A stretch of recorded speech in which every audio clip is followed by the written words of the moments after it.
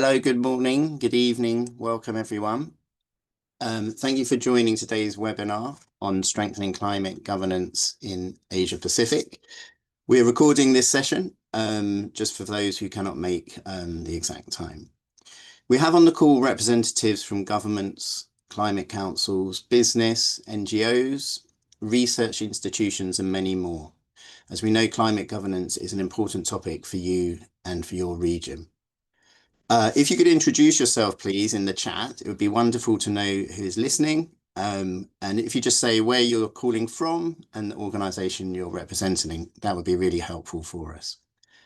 To open this call, I'm going to set the scene on why climate governance is important and why climate councils offer an effective solution, especially in the lead up to COP30 and the Asia Pacific. My name is Ben, and I head up the ICCN Secretariat, the International Climate Councils Network Secretariat. We're based in the UK, but we support a global network of climate councils. So why climate governance and councils? We are running out of time to strengthen international climate governance and to address the worst consequences of climate change, which we're already seeing in all parts of the world. At its core, good climate governance means embedding transparency, accountability, public participation, legal robustness into how climate decisions are made and implemented. Climate councils can help in a wide range of ways on all of these points. Climate councils, which are sometimes also called authorities or committees or commissions, we call them climate councils for ease. They are all officially mandated by government to advise on climate change policy. The International Climate Councils Network has 25 climate councils in our membership, with 4 in the Asia Pacific region, 3 of whom you'll hear today. Many thanks to my colleagues from Australia, New Zealand, and the Republic of Korea, who will be taking part in a panel debate chaired by Tessa later in the session. Through their position in strong governance, climate councils create political space as well for governments to act, and they help drive investment in low carbon sectors as they exist beyond political cycles, creating investor certainty in the net zero transition. Ahead of COP30, we're looking forward to showcasing credible climate action through the effective climate councils in our network. Several countries' nationally determined contributions show new ambition, with climate councils in the UK, Australia, Chile, amongst others, having played an integral part in advising and designing their government's NDCs.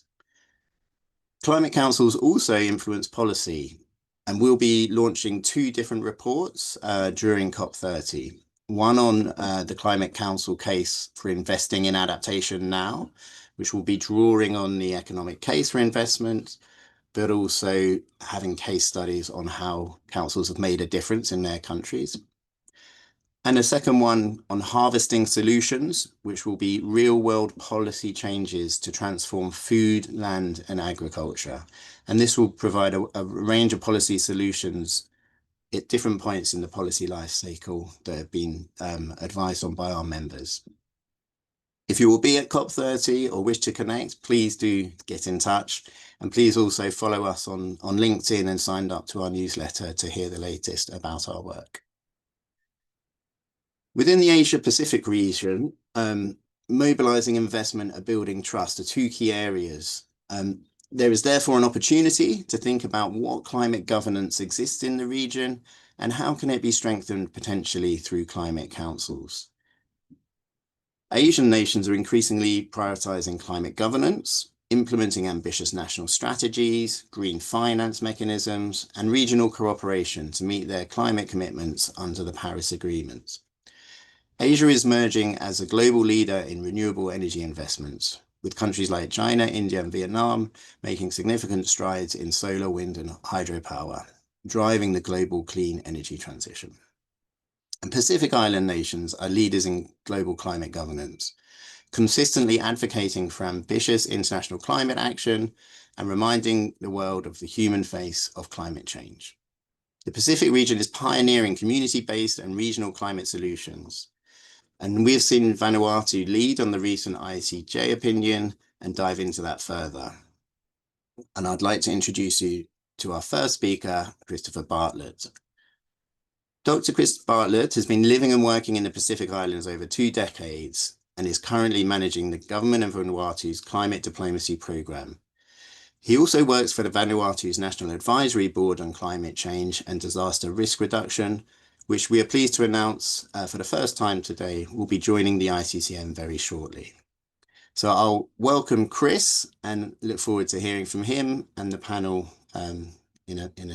shortly after him. Chris, over to you. Thank you so very much. And it's a real pleasure to be here. And in fact, as a new member of the network, and I just got that news today. So it's really fantastic. I thought I would give some reflections today on our council, which is called the National Advisory Board on Climate Change and Disaster Risk Reduction, and particularly the work that it's been doing in terms of policy and planning, and of course, the ICJ advisory opinion that has so changed the landscape. Well, for those of you who don't know, maybe I should tell you where Vanuatu is. It's a really quite a small place, but a wonderful place in the South Pacific. We only have around 350,000 people, but we really truly are experiencing some of the worst impacts of climate change, despite the fact that we are net negative in terms of our greenhouse gas emissions. We are expending huge amounts of our GDP every year dealing with the losses and damages that result. So it's truly an effect on every single individual, family, household in the country. Our council, our National Advisory Board, has actually been operating since 2012, and it has been legislated since 2016.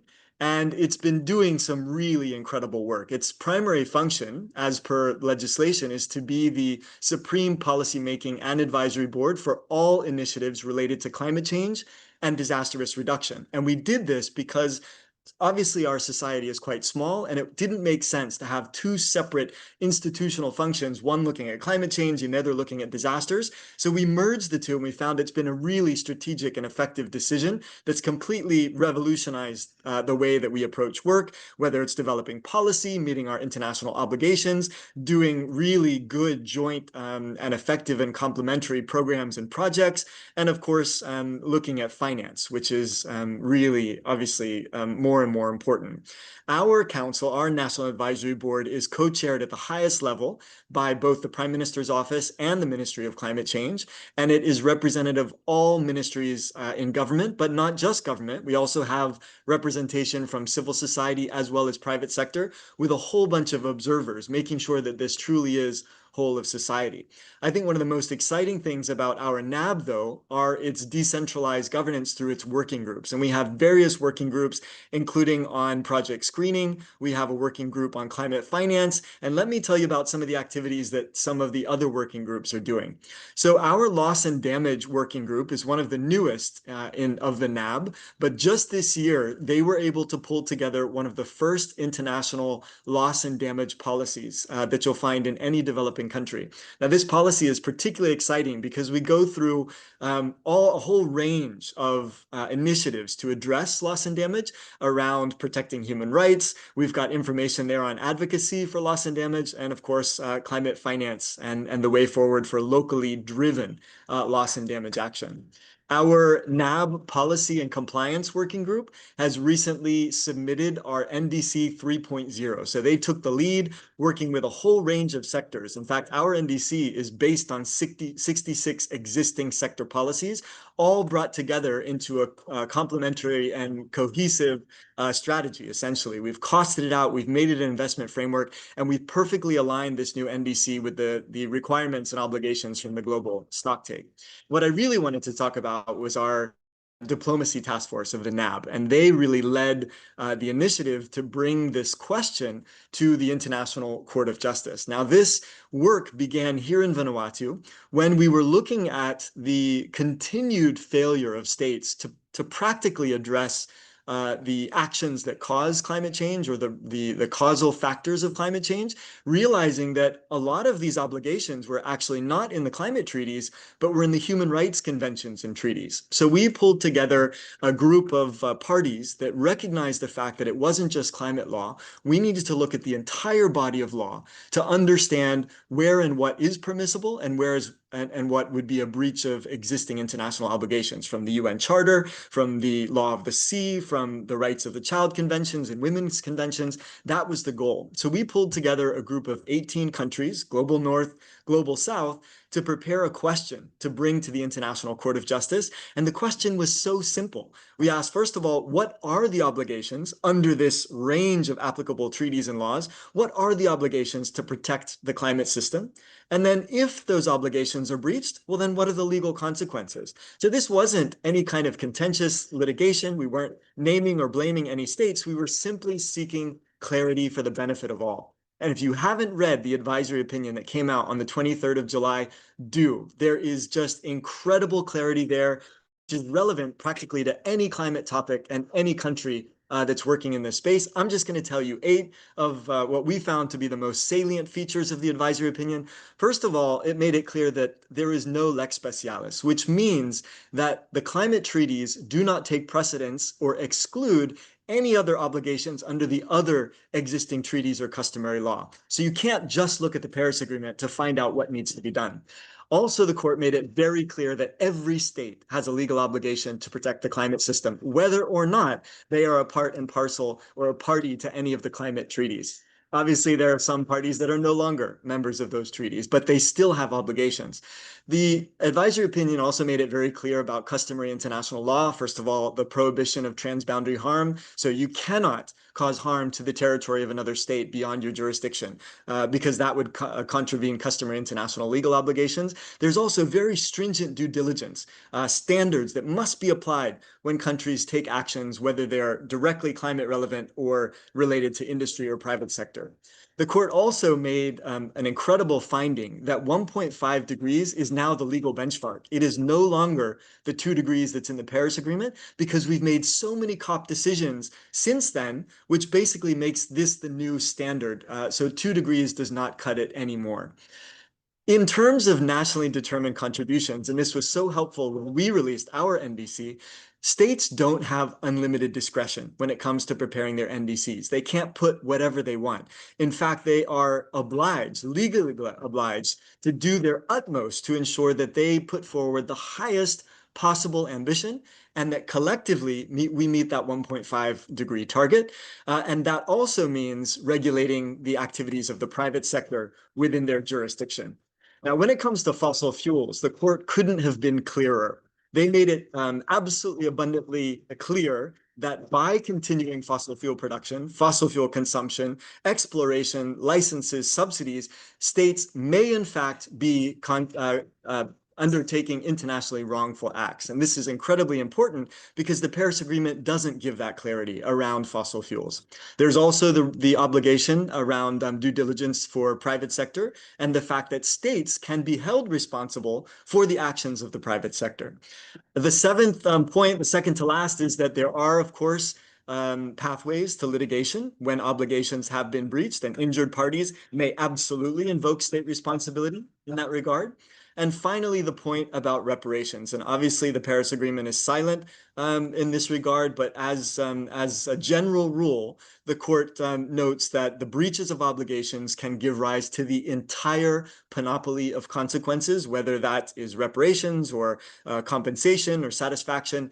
That is now a very clear finding of the highest court. So what's next for the ICJ? What's next for Vanuatu? We are right now drafting a second resolution to bring back to the General Assembly, where this whole initiative started, welcoming and trying to operationalize what the advisory opinion says. And you'll hear more about that as our core group, again, of countries, Global North and Global South, are drafting what that resolution will look like. But expect to see that in the coming months. We're also looking forward to states using the advisory opinion to enhance their NDCs, just like Vanuatu did when we released our NDC a couple of weeks ago.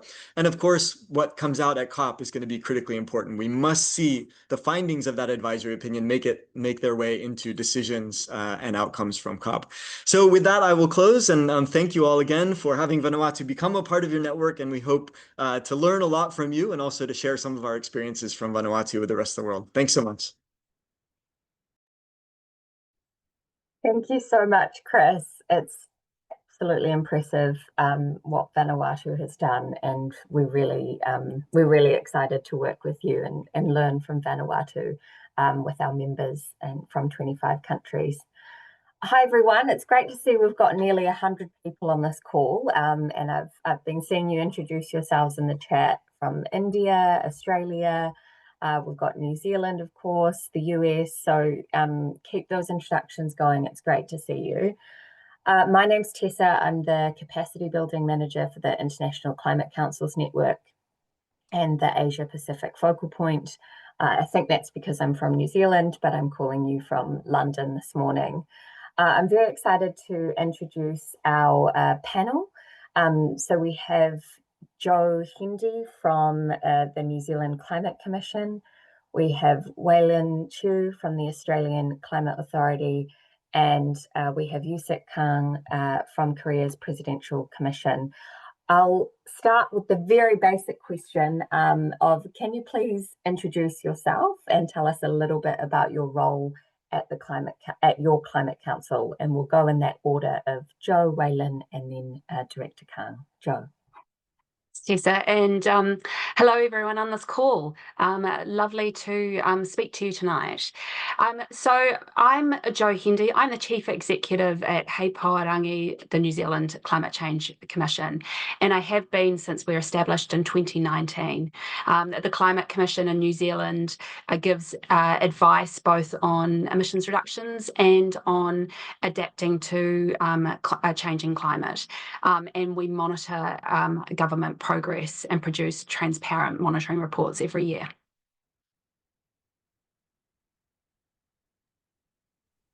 I think I'm up next. Hi, everybody. It's great to be here. My name is Weilin Chiu. I'm the Acting General Manager for the Systems and Science Branch at the Climate Change Authority.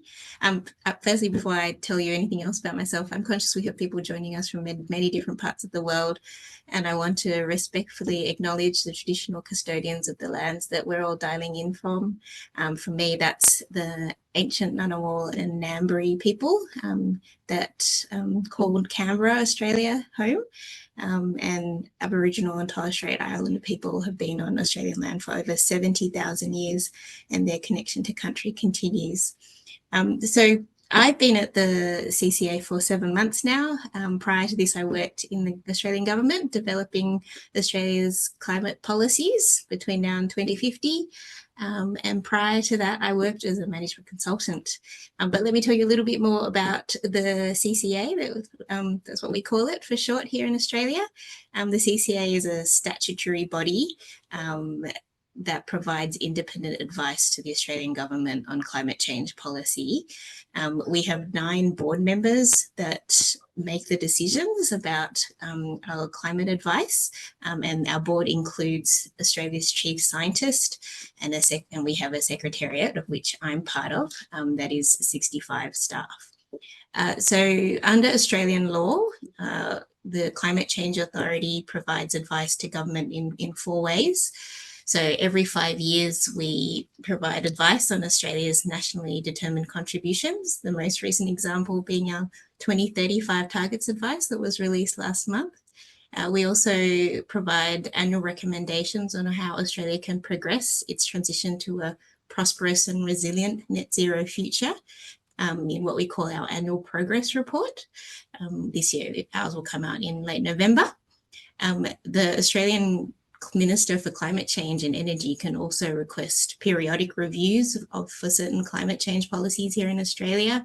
So one example is the review of the Australian Carbon Credit Unit Scheme that we call the ACU scheme every 3 years, which has just kicked off here in Australia.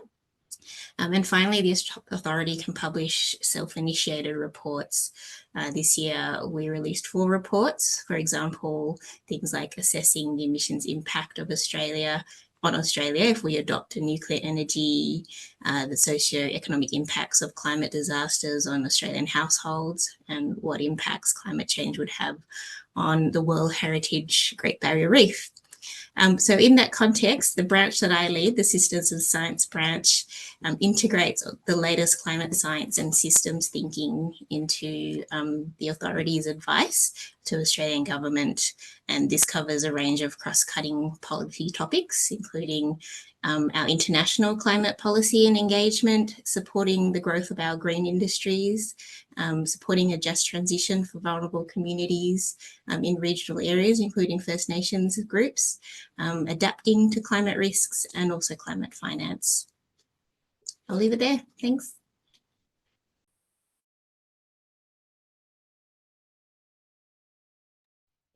Hello, hello everyone. I'm Kang Yoo-sik from the Secretariat of Presidential Commission on Carbon Neutrality and Green Growth.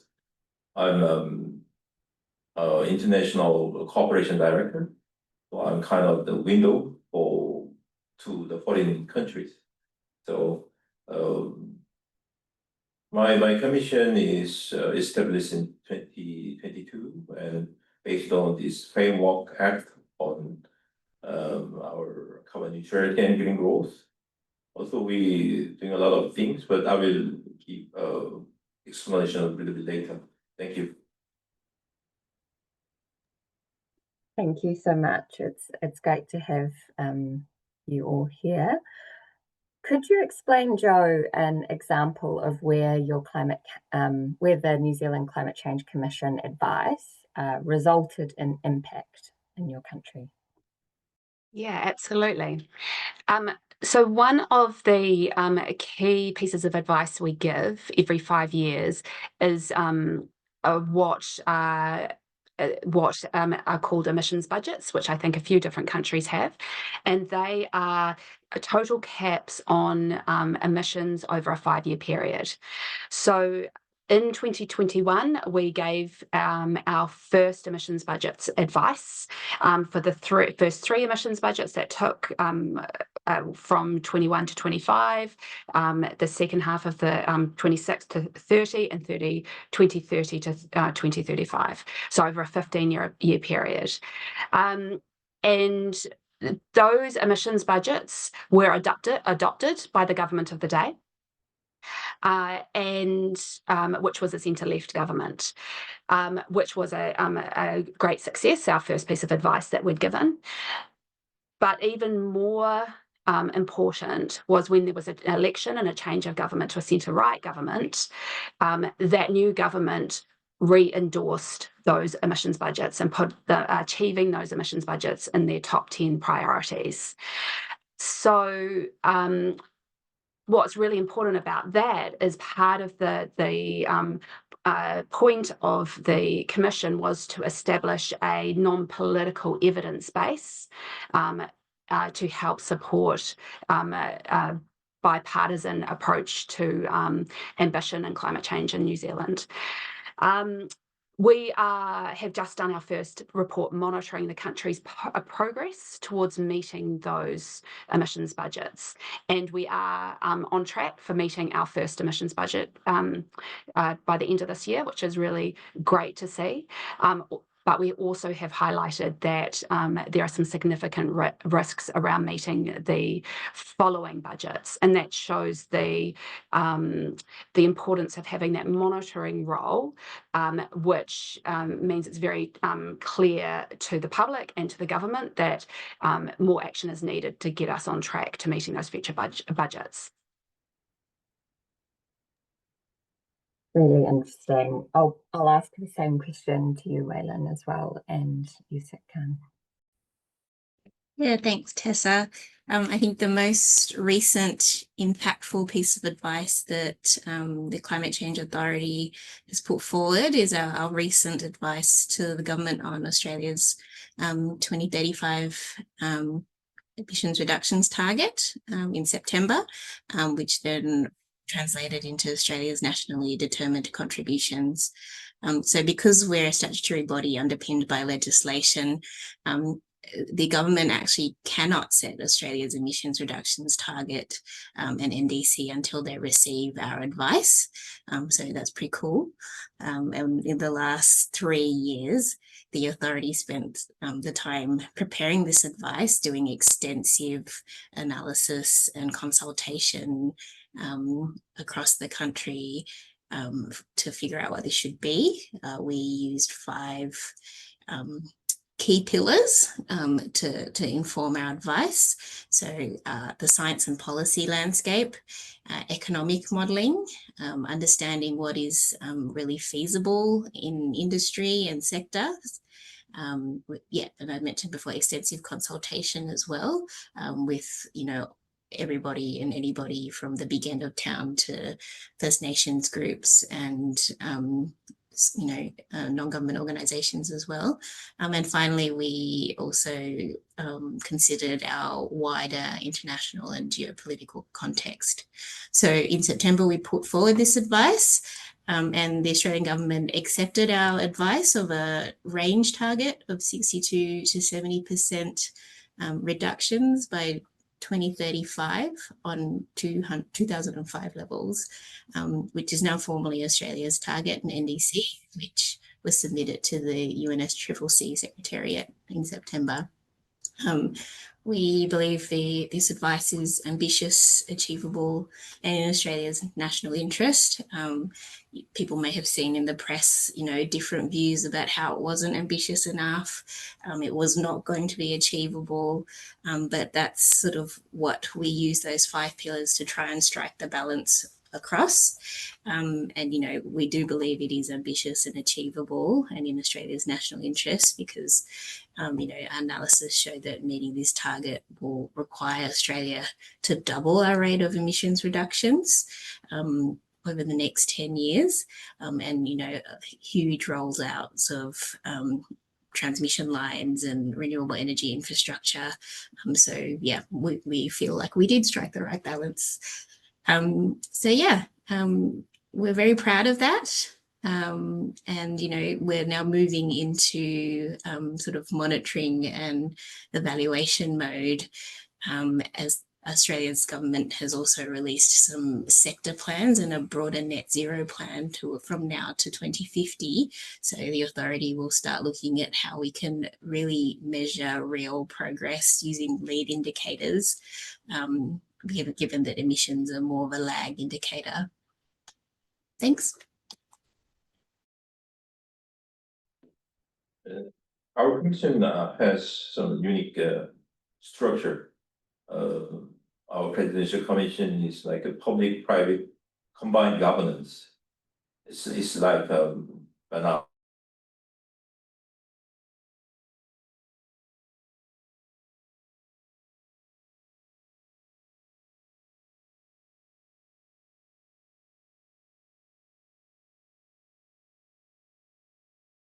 Monitoring the implementation of policies performed by the relevant ministries.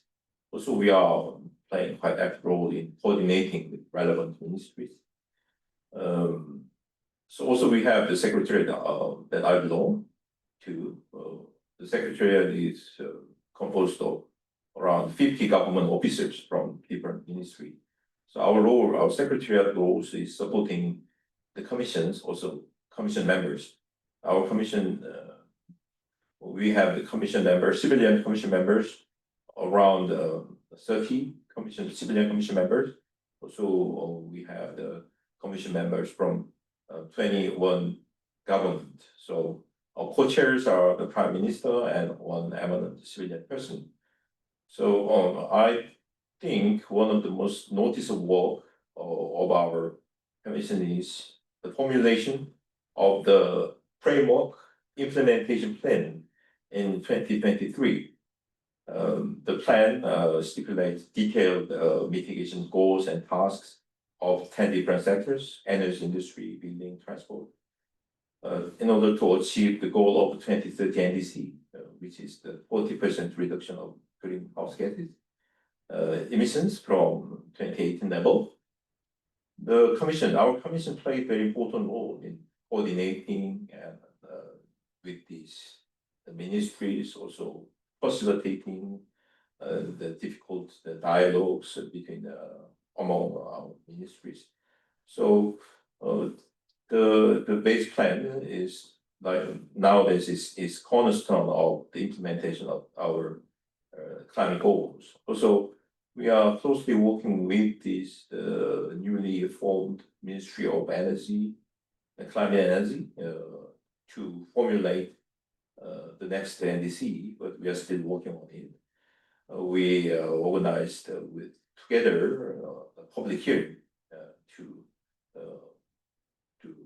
hear more about the public.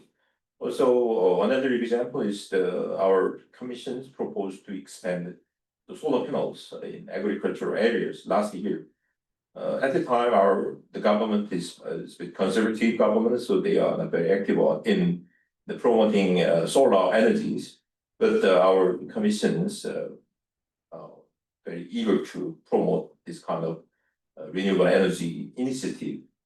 So I think the most important thing to make climate and energy policies workable, one of the most important things is the consistency. So I think the Climate Council can give such kind of consistency to the government. Thank you.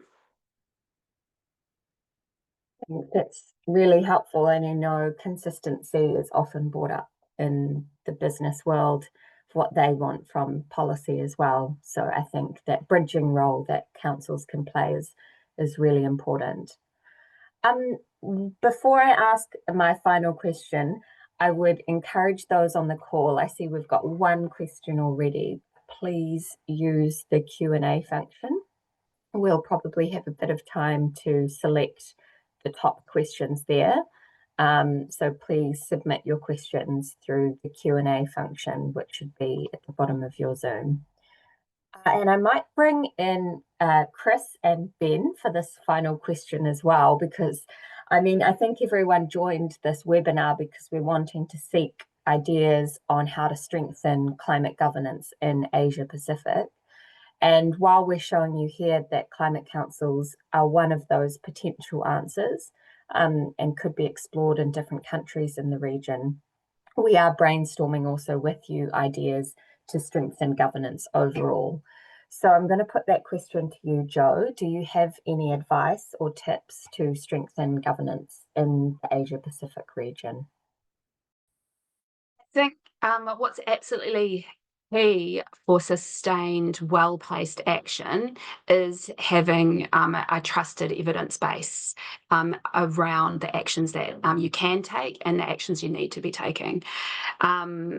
And as well as that evidence base that is showing how the councils are tracking, countries are tracking against their targets. Having that a trusted evidence base, independent evidence base, means that decision makers, so political leaders, can point to an agreed evidence when they want to make progress. And it also creates the ability for, because of their transparency, then the public have the ability to hold decision makers to account as well. So they have access to exactly the same level of information about what is possible and necessary. The trust is absolutely essential, and that's not easily won. Particularly in today's world where information is coming thick and fast and there is so much noise out there. And so it depends on having evidence that's robust for a start. It needs to be seen to be apolitical. And most importantly, I think, it needs to reflect the lived experience of different communities on the ground. If you don't have those three things, then the evidence base is not going to be able to perform that role of that foundational role in helping make progress.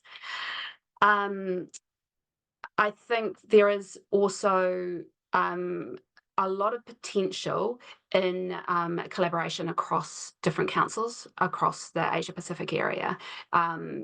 We already in the ICCN share experience and expertise with each other. I think the more that we can partner across councils on tackling shared challenges and building evidence base together, the more we can help the credibility and capability of each council in the network. So that would be my two things to strengthen governance. One is really building that trust around the evidence base that you create, and then looking as much as possible to collaborate across jurisdictions.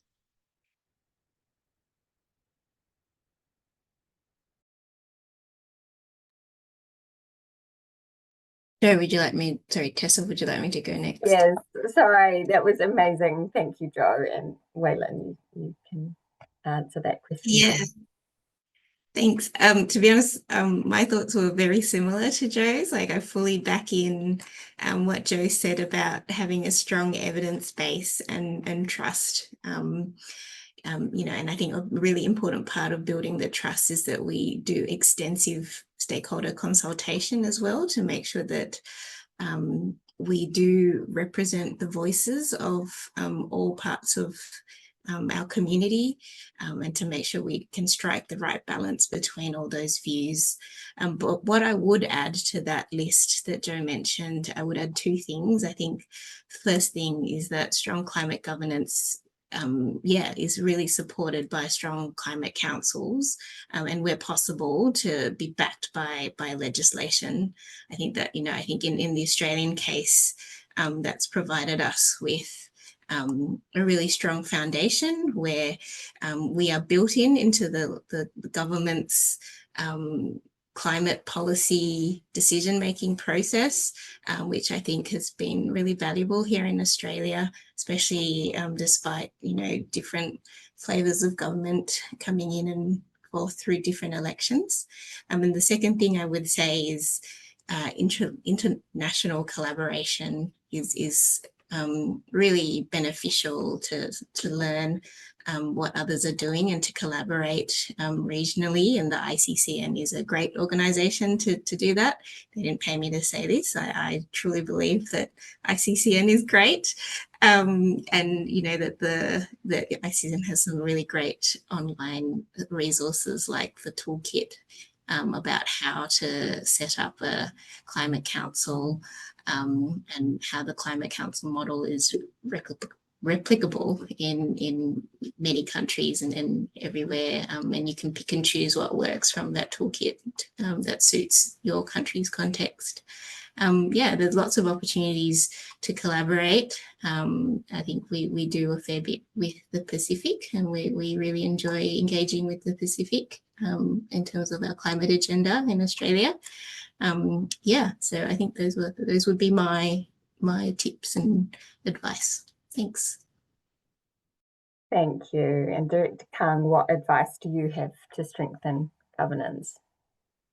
In my opinion, there are three benefits or advantages by setting up the climate council.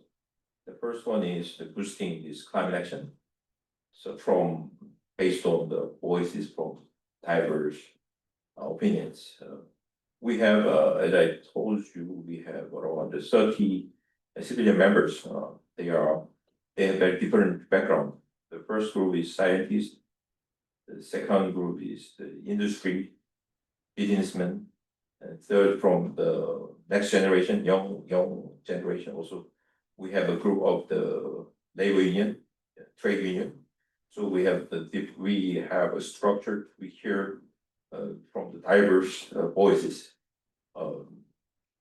Also on the consensus of the goal of carbon neutrality, decarbonizing the society.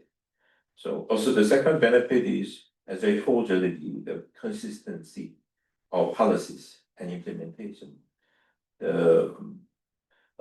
I'm reminded of the recent ICCN discussions on the strategy. One of the report stated that the climate council can be like a ballast water of the ship, right? So the ballast water can make the ships balance, turbulent time, So the climate council can give advice to the government.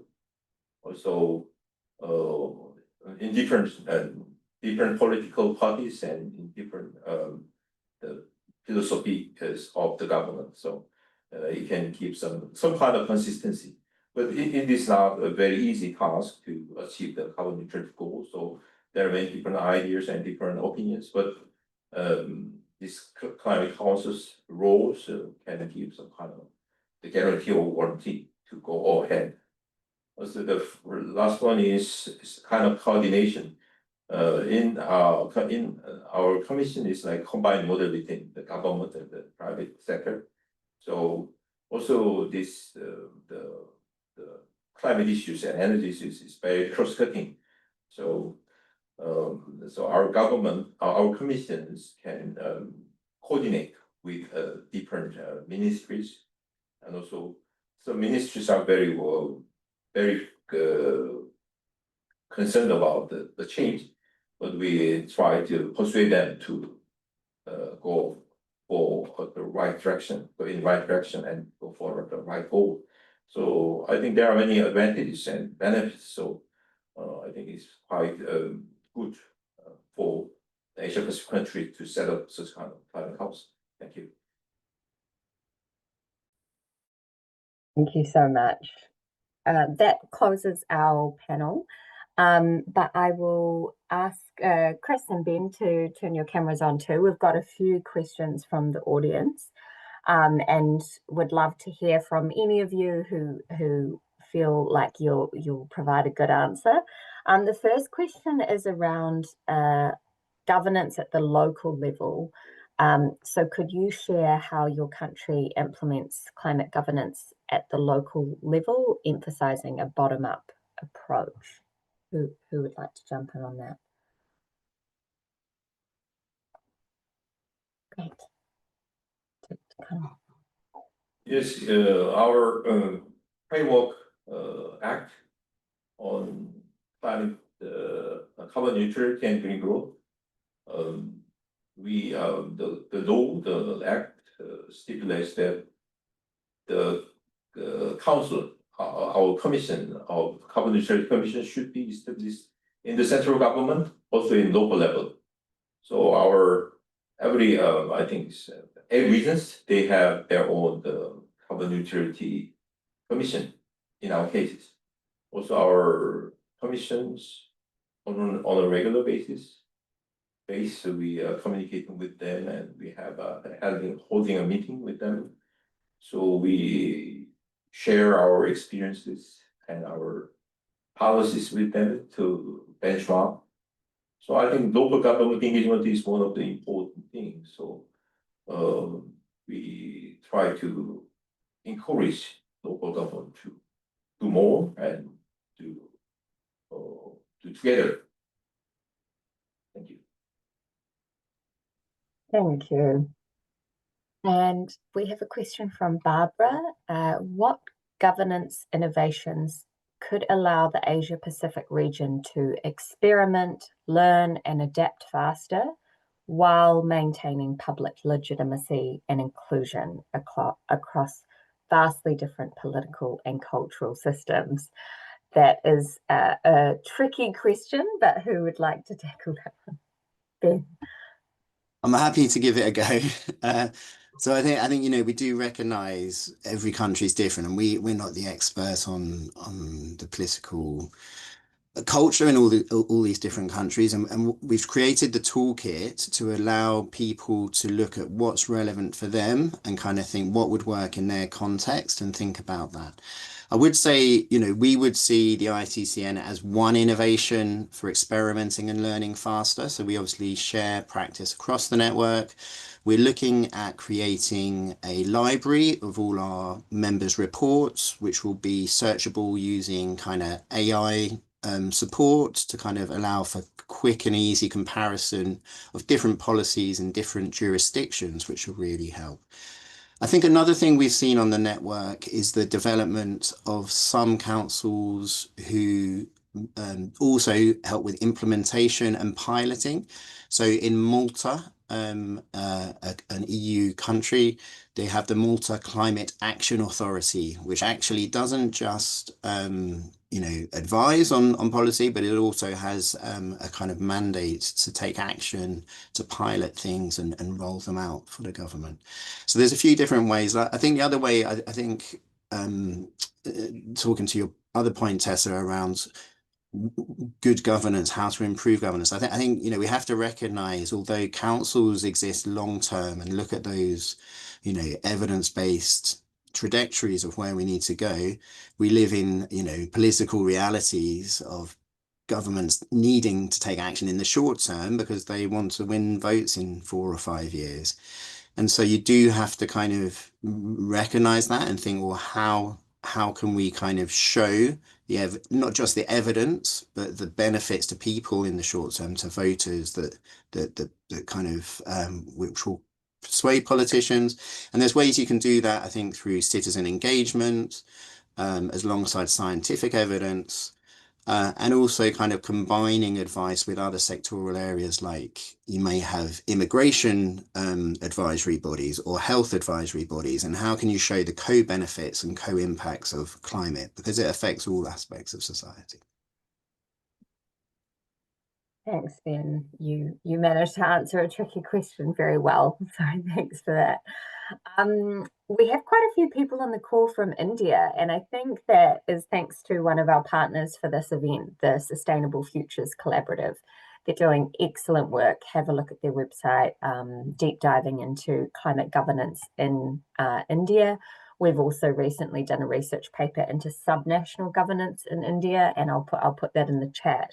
But we have a question from Rohit, which is quite a good one. They want to understand, how should climate councils work to create consensus among the general masses for sophisticated climate policies, on top of convincing governments to adopt these policies, particularly in the global south? So I know that it's a tricky question to answer. We're not from particular countries, but Weilin or Joe, do you want to come in here? Oh, Weilin, I'll say a few things and then pass to you, because I know you've done extensive consultation.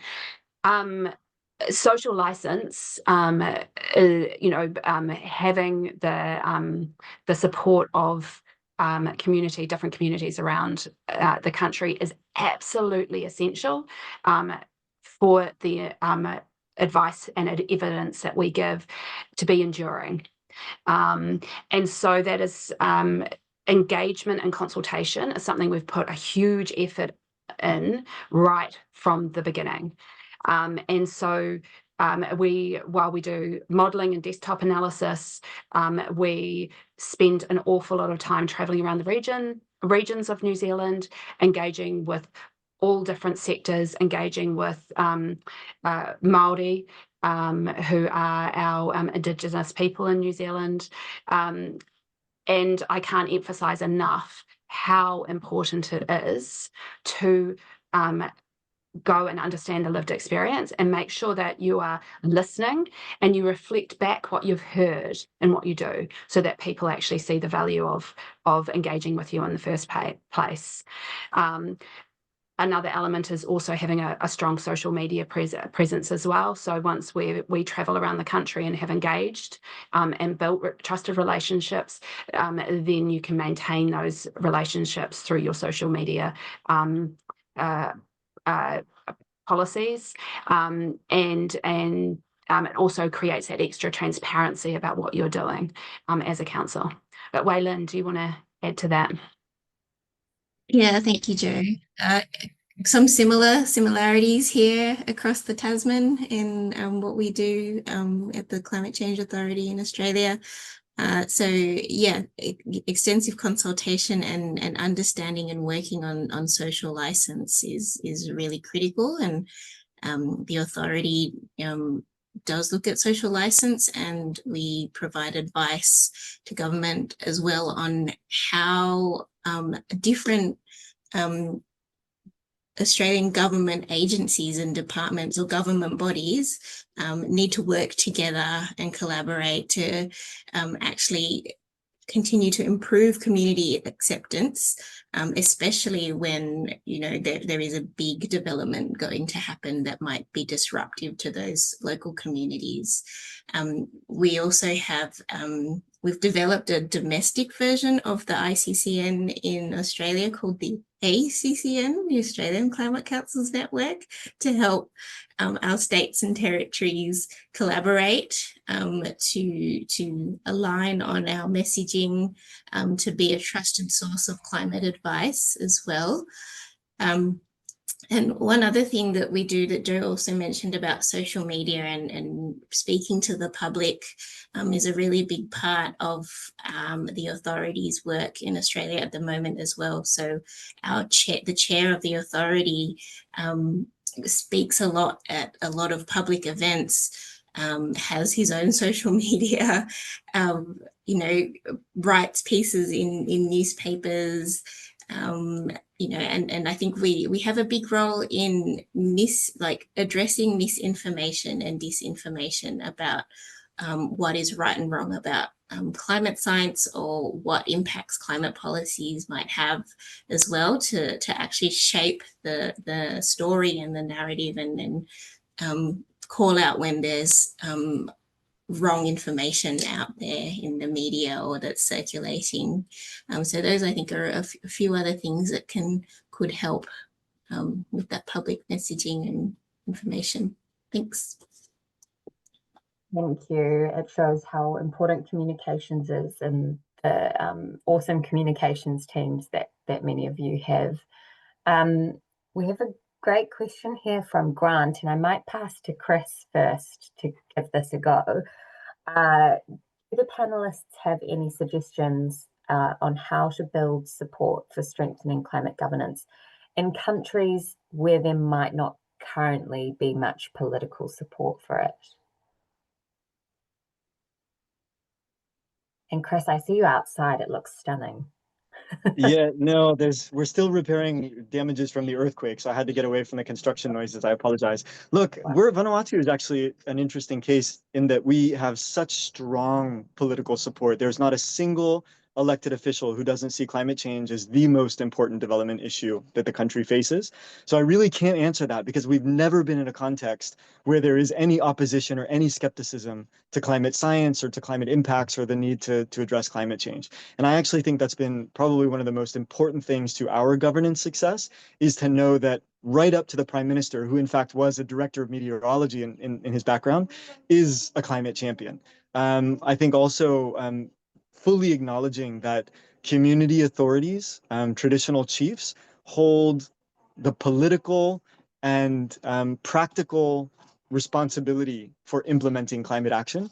And this, our community climate disaster committees, our CDCCCs, are in fact the basic unit of how our council functions. No project, no program, no initiative is approved unless the community that is a direct recipient or beneficiary or proponent of that program has given explicit authorization. So that ground up, bottom up, locally led political action is so important for Vanuatu. Thank you. It's maybe helpful to get that one end of the spectrum to show what's possible. So thank you, Chris. And maybe Joe, do you want to come in? Yeah, I just thought, well, maybe I could share the genesis for the Climate Commission in New Zealand, which really came from a group of young people, young professionals in their early 20s, who had a fantastic idea to reach across the aisles, across the political spectrum at the youth level. And they got endorsement from the young members of multiple different political parties, and they actually crafted the legislation that was eventually turned into the legislation that established us. So there was a big push from youth, and that really helped. But alongside that, business came out a group called the Climate Leaders Coalition, which was a group of really influential businesses within New Zealand, came alongside and supported the youth group called Generation Zero. And their key driver was around creating some stability in the direction of climate policy. So prior to the establishment of the Commission and our Zero Carbon Act, we'd had political swings back and forth over a couple of decades. So the private sector really stood behind this push to try and reduce the churn and have a much better, well-paced transition, because it's ultimately good for business.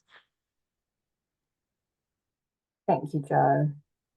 Well, we're getting to the end of our webinar, so we might ask the panelists now to have a look at the questions that remain, and we'll try answer them on our computers. But the other partner that we had for this webinar was the Asia Society, and I was pleased at one point in the webinar we had 100 people on here.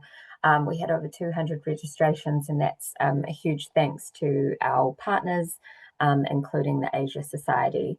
So we'll close by passing over to Betty Wang to wrap up the webinar. Thank you, everyone. Thank you so much, Tessa. My name is Betty Wang. I'm a senior program officer at the Asia Society, headquartered in New York. We're a global institution. I actually saw a couple of my colleagues from other centers in Europe. And so the Asia Society, we navigate shared futures for Asia and also the world across many different topics, including arts and culture, but also policy, including climate and sustainability. And I found it very insightful and just helpful hearing from the panel today. And one thing that really stood out to me is to emphasize on building a trusted, independent evidence base. And as Jo and Weilin highlighted, this isn't just about technical advice, it's about creating the foundation for transparency, accountability, and public trust, which is absolutely critical for climate governance. And also what's come through clearly in this conversation is just how important institutionalized climate governance has become for the Asia Pacific. Across the region, we see a mix of formal and informal approaches. Some countries have strong independent advisory bodies in place, while others are still navigating more fragmented systems. And as countries pursue more ambitious NDCs and increasingly complex transitions, having credible, stable institutions in place will be very essential, even if those institutions look different depending on national governance structures. So the principles of transparency, continuity, and independent expertise can still be shared and adapted across contexts. And looking at the broader picture now, so far we have over 20 countries from Asia Pacific have formally submitted their updated NDCs. And in several of those cases, including Korea, Australia, New Zealand climate councils and expert advisory bodies have played a very meaningful role in shaping those updates, either by directly informing targets or through public guidance on policy pathways. So these examples really remind us of how institutional advice can support not only national implementation, but also international ambition. And it's also not just about structure for structure's sake. These kind of bodies, whether councils, commissions, or other advisory mechanisms, can really help bridge the gap between ambition and implementation. They play a central role in translating climate commitments into real-world policies, especially across different sectors like energy, transport, and other heavy industry, where coordination and long-term investments are very much needed. So they also bring a layer of accountability, helping governments to stay on track and make mid-course adjustments when needed. In Korea, for example, the Green Growth Commission's recommendations have directly influenced long-term planning across multiple ministries. And at the same time, as several of you have mentioned, we've also seen how much value there is in regional cooperation and peer learning. A lot of countries are facing similar governance challenges, whether that's political cycles, capacity gaps, or integrating long-term strategies into short-term decision-making. But right now, there is what we need is a consistent platform for sharing lessons across borders. And that's why dialogues like today really matters. And at the Asia Society Policy Institute, we're a think tank, and we've seen firsthand how effective governance can shape real progress in climate across our work in ASEAN, Korea, India, and China. We've helped bring together policymakers, experts, and civil society to navigate policy transitions, ranging from long-term planning to carbon market governance. So through this, we've produced analysis that tracks how countries are approaching climate governance on their NDC delivery and also on regional coordination. And we're glad to contribute experience to conversations like today's, and we really welcome the chance to support continued peer learning and collaboration in any way that's useful. So thank you again to ICCN and the members for bringing us together, and to all of you for joining. We really look forward to staying in touch and continuing the dialogue.